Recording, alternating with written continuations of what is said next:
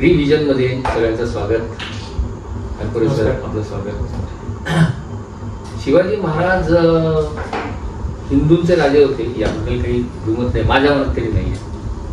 पण राज्यकर्ता म्हणून एक धोरण असतं प्रत्येकाचं. तसं जी धार्मिक आस्था असते, काही श्रद्धा असतात, ह्या बाबतीमध्ये शिवाजी महाराजांचं व्यक्तिगत आचरणला माहिती. ते भवानी मातेचे भक्त होते. ते स्वतःला वाटतं भवानी मातेचे धोती आहे म्हणून घ्यायचे, कवड्यांची माळ. ते व्यक्तिगत झालं. पण राज्यकर्ता म्हणून त्यांचं या सगळ्या मंदिर आणि ह्या संदर्भात धोरण काय? धोरण म्हणून काही कृती सांगतो, धोरण त्यातनं लक्षात येईल. महाराजांचा राजधानी रायगड, जगदीश्वराचं मंदिर आहे. त्यानंतर कुशावर्त गाठी नवीन बांधलेलं मंदिर आहे, जगदीश्वराचं मंदिर आहे. प्रतापगडला भवानी मातेचं मंदिर आहे, त्यांनीच बांधलेली. ती मूर्ती शिला आणून ती केली. आणि नंतर राज्याभिषेकाच्या वेळी महाराजांनी तिथं चांदीची नाणी ठोकली असं म्हणतात. चांदीचा पत्रा मारून चांदीची नाणी ठोकली असं तिथं म्हणतात. ते पूर्ण गर्भगृहात प्रतापगडावरती असा एक उल्लेख आहे, ऐकायला मिळतो. सप्तकोटेश्वरचा आपण एक उल्लेख मगाशी सांगितला होता. महाराजांनी परत मंदिर बांधून घेतलं. ते समेत्यपेरुमलचं मंदिर महाराजांनी दक्षिण भारतामध्ये ते एक बांधून घेतलं.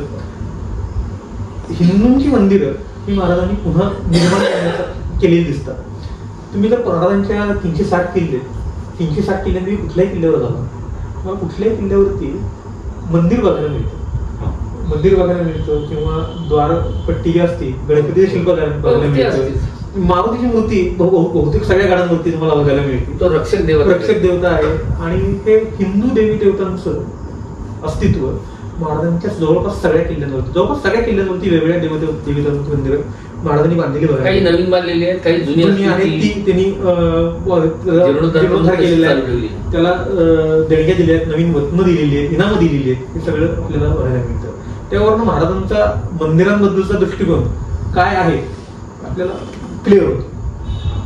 म्हणजे आहेत ती मंदिरं नीट कशी चालतील हे पाहायचं, त्याला दिवाबत्ती कशी होईल त्याची सोय महाराजांनी लावून दिलेली आहे. म्हणजे ती नुसती मंदिर बांधलेली नाहीये, त्याला मग इनामं वतनं दिलेली आहे. म्हणजे एखादं मंदिर असतं, हे मंदिर बांधल्यानंतर त्याचा मेंटेनन्स ठेवायला लागतो. बरोबर. ते मेंटेनन्स होण्याकरता मग त्याला ती जमिनी इनाम देऊन त्यातून जे उत्पन्न होतं ते उत्पन्नाची सोय महाराजांनी लावून दिली.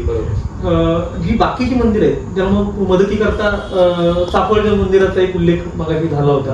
तिथला उत्सव होते, उत्सवाकरता इनाम कशी देता येतील त्याची सोयी महाराजांनी लावून दिलेली आहे. त्याच्या रक्षणाची सोयी महाराजांनी केलेली आहे. असे उल्लेख बघायला मिळतात. आणि त्याचा दुसरा एक भाग असा असतो, ते थोडं इकॉनॉमिक्स मध्ये थोडं महाराजांच्या जातो मंदिरांसोबत. ही जी मंदिरं असतात ना, ह्या मंदिरांच्या उचल जेव्हा जमिनी इनाम दिली जातात तेव्हा त्या जमिनी त्या भोवतीनं जेव्हा एक जमीन मंदिर कसायला लागतं, त्या भोवतीची जमिनी कसल्या सुरू असतात. इकॉनॉमी पण त्यातनं डेव्हलप होत असते. ते आपल्याकडे आपली परंपरा आहे. ब्रह्मदेय म्हणून जे काही दान आहे, हे द्यायचा मुळात उद्देशच तो होता की गावं पुन्हा गाव वसतं. आणि एक महत्वाचा उल्लेख करायला राहिला, माझ्याकडनं तर राहिला. महाराजांनी महाराज जेव्हा पुण्यात येतात, गावाचा नांगर पुण्यातनं फिरवलेला असतो, सोन्याचा नांगर. महाराजांनी सोन्याचा नांगर फिरवला. आणि पहिल्यांदा जर काय केलं असेल, कसबा गणपतीचं मंदिर स्थापन केलेलं आहे. सगळ्यात महत्वाचा उल्लेख आहे, कसबा गणपती पुण्याचं ग्रामदैवत झालं, ते होता जीर्णोद्धार केला. आणि तिथनं पुण्यात परत शेजारीच लाल माल बांधला. तिथनं ते स्वराज्याची निर्मिती झाली, पुन्हा बसलं. आणि एक प्रकार स्वराज्याची निर्मिती तिथनं पुन्हा सुरुवात झाली. खरं. प्रत्येक गोष्टीला देवाचं अधिष्ठान हे आपल्याकडे आहेच. आणि ही परंपरा आहे, ही हिंदू परंपरा आहे. त्यात काही नवीन काहीच नाहीये. सगळं तुम्ही मगाशी जे म्हणलात ना, इकॉनॉमिक्स, ही तीर्थस्थान तयार झालं एकदा की ते सगळं विकसित होतो. त्यामुळे जे राम मंदिराच्या ठिकाणी हॉस्पिटल बांधा,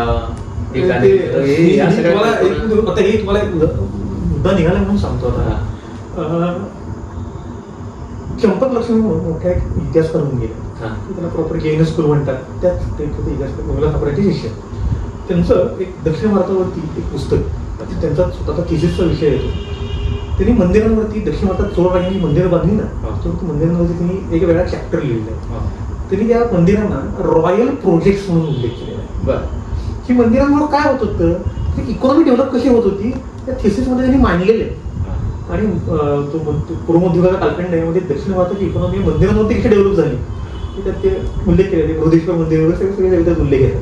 आता मुद्दा निघाला म्हणून त्याला धरून सांगितलं. बरोबर आहे. म्हणजे हेच धोरण शिवाजी मंदिरांविषयीचं धोरण हे केवळ धार्मिकच होतं असंही नाही, पण एकूण सगळ्या जनतेचा सगळा जो रोख आहे तो धरून चाललं पाहिजे. आणि हे जर हिंदवी स्वराज्य असेल तर मंदिर हे त्याचा गाभा आहे. त्याच्याभोवती सगळ्या गोष्टी फिरल्या पाहिजे. ही व्यावहारिक बाजू सुद्धा त्याची आहेच. बरोबर.